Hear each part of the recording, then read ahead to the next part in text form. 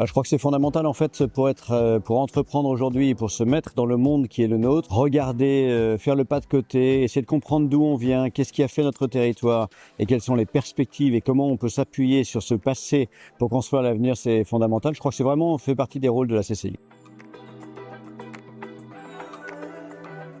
Quel est l'intérêt de regarder des statistiques pour un chef d'entreprise?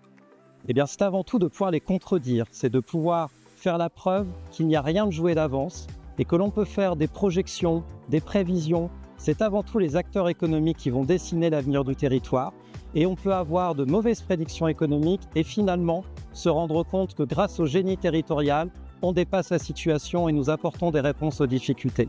C'est exactement la scène que nous avons jouée ce soir avec d'anciennes prédictions qui étaient moroses pour la Loire-Atlantique dans les années 80-90, une réalité présente beaucoup plus enthousiasmante, des défis pour demain, et nous les avons passés en revue, transition écologique, changement sociétal, nécessité de compétition internationale et d'innovation, et à chaque fois, dans l'Assemblée, des solutions ont émergé. Le premier qui est évident, c'est la décarbonation. Beaucoup des grandes industries de Loire-Atlantique sont quand même appuyées sur le transport et il va falloir réussir la décarbonation du transport. Le deuxième grand problème qu'on a à résoudre, c'est l'attractivité. Mais là, moi, je crois que la Loire-Atlantique est une région d'industrie assez high-tech. On n'est pas dans la vieille industrie qui se meurt, on est dans une industrie qui renaît sans cesse et se réinvente sans cesse. Et de ce point de vue-là, je pense qu'on a une industrie encore attractive et qui va continuer à être attractive en Loire-Atlantique.